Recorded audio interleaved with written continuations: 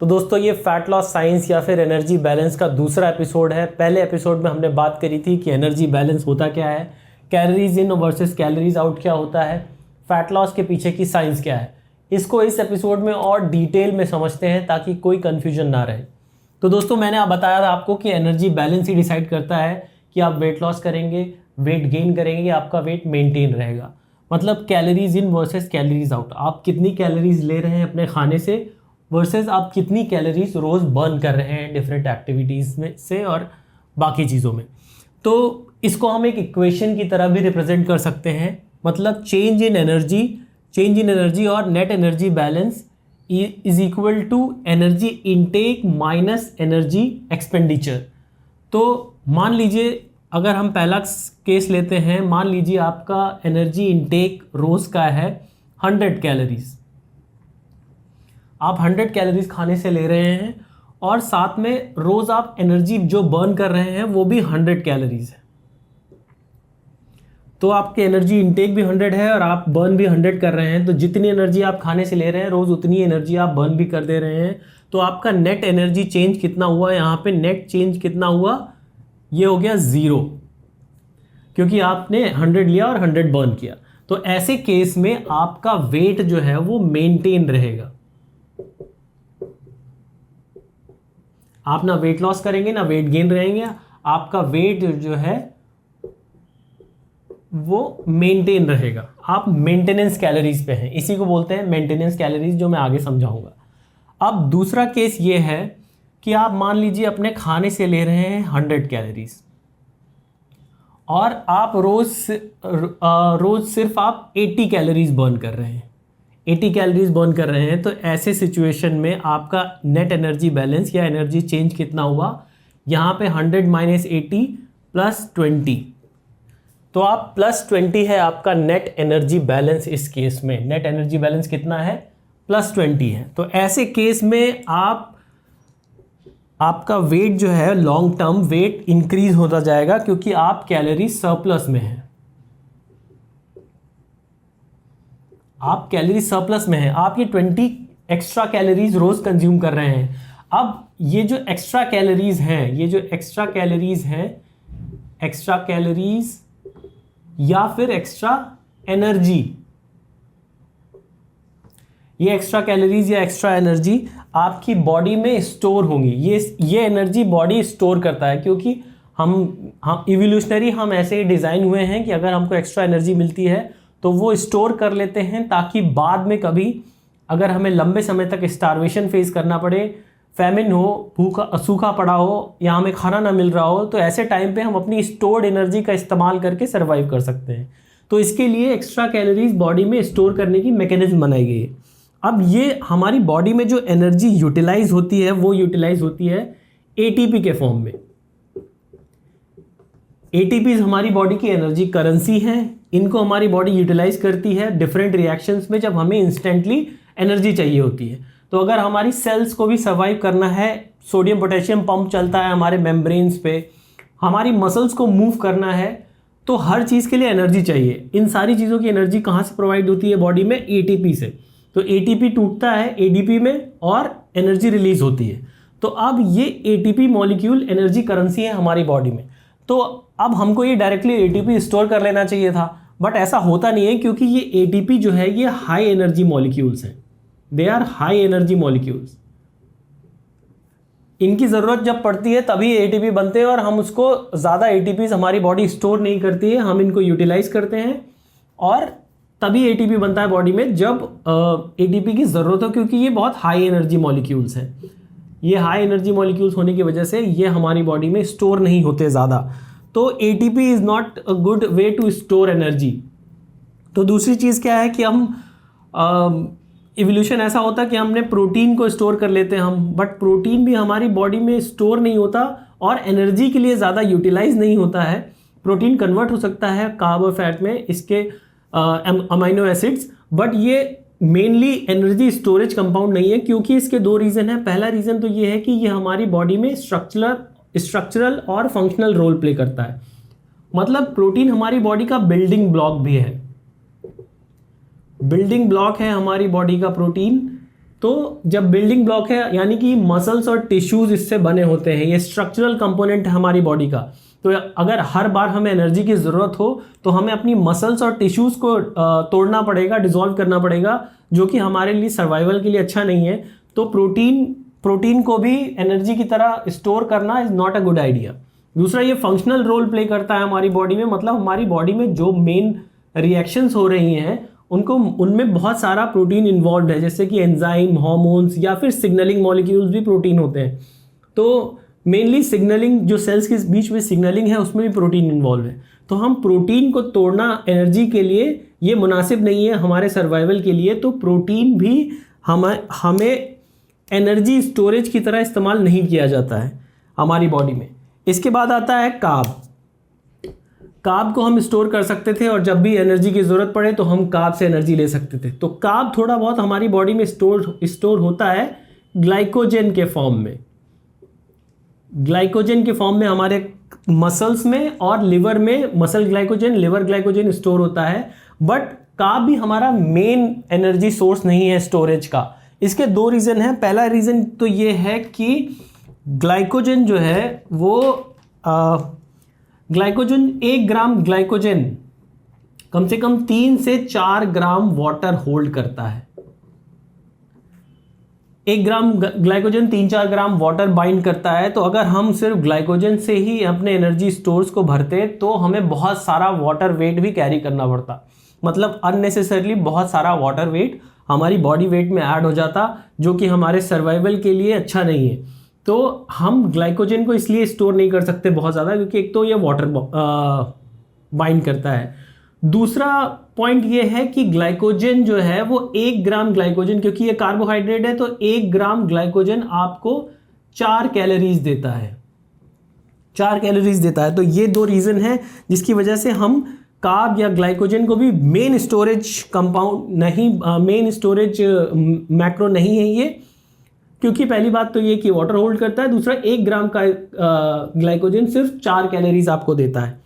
मतलब अगर हमें बहुत ज़्यादा एनर्जी स्टोर करनी है तो बहुत ज़्यादा ग्लाइकोजन लगेगा, मतलब बहुत ज़्यादा ग्लाइकोजन स्टोर करना पड़ेगा, और जितना ज़्यादा ग्लाइकोजन उतना ज़्यादा वाटर। तो ये भी एक अच्छा आइडिया नहीं है कि हम बहुत ज़्यादा ग्लाइकोजन बॉडी में एनर्जी के लिए स्टोर करें। तो हमारी बॉडी कार्ब को भी बहुत ज़्यादा स्टोर नहीं करती, थोड़ा बहुत ग्लाइकोजन जो है वो इमरजेंसी यूज़ के लिए, एनर्जी के लिए वो मसल और लिवर में स्टोर होता है। इसके बाद जो मेन मॉलिक्यूल जो हमें एनर्जी देता है वो है फैट। तो फैट हमारी बॉडी में मेन मॉलिक्यूल है जो एनर्जी के लिए स्टोर होता है। ये फैट एनर्जी के लिए स्टोर होता है। पहली बात, इसके अंदर खूबी क्या है? ये खूबी ये है कि 1 ग्राम फैट आपको 9 कैलोरीज देता है। जहाँ पे 1 ग्राम प्रोटीन आपको 4 कैलोरीज देता है, कार्ब आपको 4 कैलोरीज देता है, वहीं पे 1 ग्राम फैट आपको 9 कैलोरीज देता है। तो मतलब बहुत ही ज़्यादा एनर्जी एफिशिएंट है।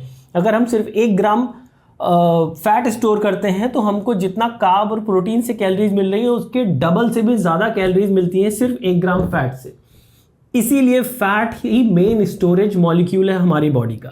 तो जब हम एनर्जी सरप्लस में होते हैं, जब भी हम एनर्जी सरप्लस में होंगे और एक्स्ट्रा कैलोरीज रेगुलरली कंज्यूम कर रहे होंगे, तो ये एक्स्ट्रा कैलोरीज कन्वर्ट कर दी जाएंगी फैट के फॉर्म में। अब चाहे आप एक्स्ट्रा कार्ब ले रहे हो, चाहे एक्स्ट्रा प्रोटीन ले रहे हो, ये सब कुछ कन्वर्ट कर दिया जाएगा एडिपोज टिश्यू यानी कि ट्राइग्लिसराइड्स, और ये फैट सेल में स्टोर कर दिया जाएगा ताकि बाद में कभी आपको ज़रूरत पड़े तो आप इस एनर्जी का इस्तेमाल कर सकें। इसलिए अगर आप एनर्जी सरप्लस में हैं, आप एक्स्ट्रा कैलोरीज कंज्यूम कर रहे हैं, तो आपका बॉडी फैट बढ़ता जाएगा, धीरे धीरे आप ओबीज होते जाएंगे। ये है आपके वेट गेन का मेन कारण। ये है आपका वेट गेन करने का मेन रीज़न। अब यहाँ पे तीसरा सिनारियो क्या है? तीसरा सिनारियो ये हो सकता है कि आप अपनी बॉडी से आप रोज आपका एनर्जी इनटेक मान लीजिए 100 कैलोरीज है और आप रोज 120 कैलोरीज बर्न कर रहे हैं, 120 कैलोरीज। तो यहाँ पे आप सिर्फ 100 ले रहे हैं और 120 बर्न कर रहे हैं, तो जो एनर्जी का चेंज है वो कितना हुआ? -20 कैलोरीज। अब आप -20 कैलोरीज के डेफिसिट में हैं, आप रोज़ -20 कैलोरी के नुकसान में हैं। आपने क्या किया? डेफिसिट क्रिएट कर लिया, क्योंकि आप सिर्फ 100 ले रहे हैं और 120 बर्न कर रहे हैं। आप 20 कैलोरी के नुकसान में हैं, तो ये नुकसान की भरपाई बॉडी कहाँ से पूरी करेगी? ये 20 कैलोरी जो स्टोर्ड फैट है उसको बॉडी बर्न करेगी और वहाँ से यूटिलाइज करेगी। ये मेन रीज़न है आपके फैट लॉस का और वेट लॉस का। अगर आप वेट लॉस करते हैं तो आपको डेफिसिट में होना पड़ेगा, इसी को बोलते हैं आपका वेट लॉस। वेट लॉस का साइंस यही है, या फिर कैलोरी डेफिसिट, या फिर आपने क्या किया, नेगेटिव एनर्जी बैलेंस क्रिएट कर दिया। आपने नेगेटिव एनर्जी बैलेंस क्रिएट कर दिया, आपका जो नेट एनर्जी बैलेंस है वो नेगेटिव में है। तो आपको अगर वेट गेन करना है तो आपका नेट एनर्जी बैलेंस पॉजिटिव में होना चाहिए, तब आपका वेट बढ़ेगा। अगर आपको वेट लॉस करना है तो आपका नेट एनर्जी बैलेंस नेगेटिव में होना चाहिए। तो दोस्तों हमने देखा कि वेट लॉस और वेट गेन के पीछे का साइंस क्या है, क्या क्राइटेरिया है वेट लॉस या वेट गेन करने का। अब हम बात करते हैं डिटेल में फैट लॉस के बारे में। तो दोस्तों जैसा कि हमने देखा कि फैट लॉस अगर आपको करना है तो आपका जो नेट एनर्जी बैलेंस है ये नेगेटिव में होना चाहिए, मतलब आपको नेगेटिव एनर्जी बैलेंस क्रिएट करना होगा फैट लॉस करने के लिए। इसी को बोलते हैं हम कैलोरी डेफिसिट। इसी को हम कैलोरी डेफिसिट बोलते हैं कि आपको कैलोरी डेफिसिट में खाना होगा, नेगेटिव एनर्जी बैलेंस क्रिएट करना होगा।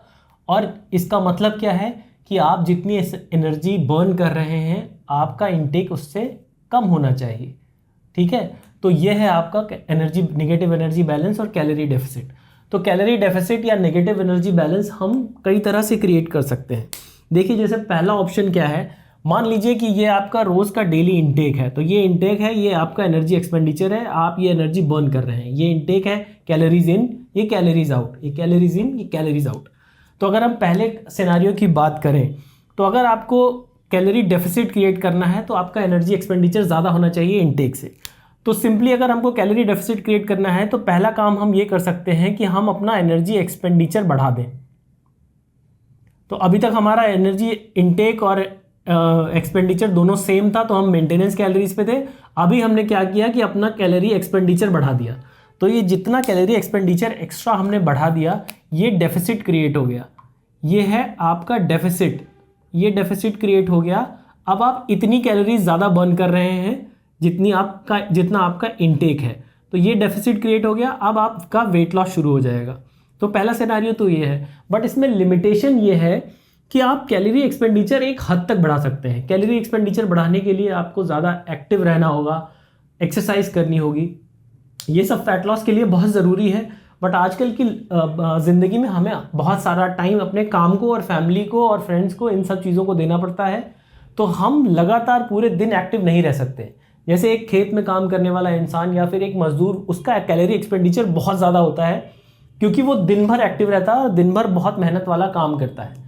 बट मैं और आप दिन भर कंप्यूटर में बैठते हैं, सिर्फ 1 घंटा या आधा घंटा 40 मिनट हम एक्सरसाइज के लिए निकालते हैं और थोड़ा बहुत वॉक करने के लिए। तो हम एक हद तक ही कैलोरी एक्सपेंडिचर बढ़ा सकते हैं, हम अपना कैलोरी एक्सपेंडिचर बहुत ज़्यादा नहीं बढ़ा सकते। तो हमारे पास ये लिमिटेशन है कि सिर्फ कैलोरी एक्सपेंडिचर बढ़ाना is not a good idea for fat loss in today's lifestyle. ठीक है, अब दूसरा सिनेरियो क्या है? दूसरा सिनेरियो ये है कि एनर्जी एक्सपेंडिचर बढ़ाने के बजाय अगर हम अपना कैलोरी इंटेक ही कम कर दें। तो अब क्या किया हमने, अपना कैलोरी इंटेक कम कर दिया, कैलोरी इंटेक ही कम कर दिया, एक्सपेंडिचर हमारा उतना ही है, हमने कैलोरी इंटेक कम कर दिया। तो अब ये जो जितना एक्स्ट्रा कैलोरीज है ये क्या हुआ, ये डेफिसिट क्रिएट हो गया आपका। ये डेफिसिट क्रिएट हो गया क्योंकि आप इतनी एनर्जी ज़्यादा बर्न कर रहे हैं। आपने क्या किया, इंटेक ही कम कर दिया। इंटेक कम करने का मतलब है कि आपने और कुछ नहीं किया, बस अपना खाना कम करते चले गए।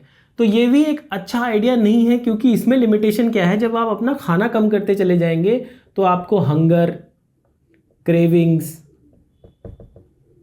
Emotional eating, stress eating, mood swings, ये सारी चीज़ें होनी शुरू हो जाएंगी क्योंकि आपने क्या किया, आप सिर्फ अपना खाना कम करते चले गए।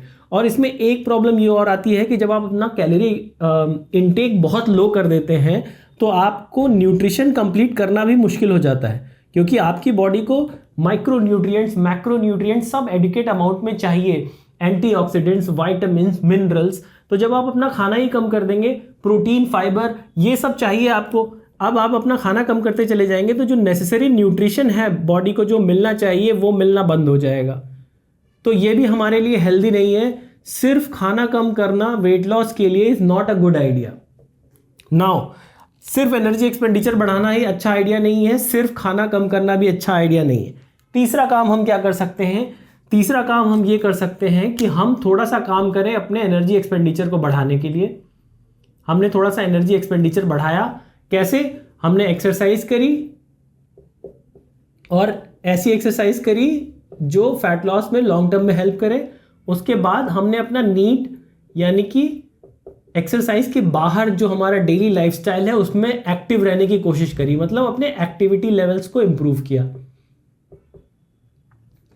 ये दो काम करके हमने अपना एनर्जी एक्सपेंडिचर बढ़ाया, हमने थोड़ा मसल गेन करी जिससे हमारा बीएमआर अच्छा हुआ, मेटाबॉलिज्म अच्छा हुआ। इससे भी आपका muscle gain,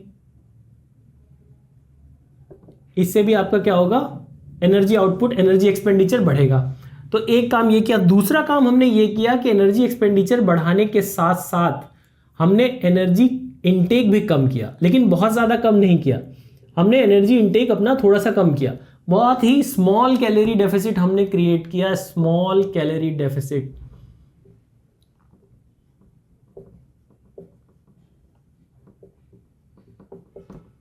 small calorie deficit कम क्रिएट किया, कैसे? दो काम करके, थोड़ा सा एनर्जी एक्सपेंडिचर बढ़ाया और थोड़ा सा इनटेक कम किया। तो हमने एक, यहां पे आप देख रहे हैं कि ये जो है एरिया, ये हमने क्या किया? कैलोरी डेफिसिट क्रिएट कर लिया। ये हमने डेफिसिट क्रिएट कर लिया। तो हमने यहां पे डेफिसिट क्रिएट किया था सिर्फ एनर्जी एक्सपेंडिचर बढ़ा के, जो कि अच्छा आइडिया नहीं है। बढ़ाना चाहिए लेकिन आप बहुत ज़्यादा नहीं बढ़ा सकते। यहाँ पे हमने डेफिसिट क्रिएट किया सिर्फ अपना खाना कम करके, वो भी अच्छा आइडिया नहीं है। मैंने आपको बताया क्यों। यहाँ पे हमने क्या किया? यहाँ पे हमने थोड़ा सा अपना खाना कम किया। थोड़ा सा खाना कम करने पे क्या होगा कि हम अपना न्यूट्रिशन भी कंप्लीट कर पाएंगे, हमको हंगर, क्रेविंग, स्ट्रेस ईटिंग और ये सारे इश्यूज भी कम होंगे, तो हम इसको सस्टेन भी कर पाएंगे। और हमने साथ में थोड़ा सा एनर्जी एक्सपेंडिचर भी अपना बढ़ाया। तो ये सबसे सस्टेनेबल तरीका है वेट लॉस करने का। ये सबसे सस्टेनेबल मेथड है वेट लॉस करने का। मतलब आपको अपने इनटेक पे भी काम करना होगा, आपको अपने कैलोरी एक्सपेंडिचर पे भी काम करना होगा। तो अगर हम calories in versus calories out की इक्वेशन को देखें तो इसके दो पार्ट हैं, calories in versus calories out. तो अब इसके दो पार्ट हैं। आपको इस तरह से, इस सस्टेनेबल मेथड से वेट लॉस करना है, इससे आपको कैलोरी डेफिसिट या नेगेटिव एनर्जी बैलेंस क्रिएट करना है। तो आपको दोनों साइड ऑफ द इक्वेशन को मैनिपुलेट करना होगा। दोनों साइड ऑफ इक्वेशन को मैनिपुलेट करने का क्या मतलब है कि आपको अपना कैलोरी एक्सपेंडिचर बढ़ाना होगा।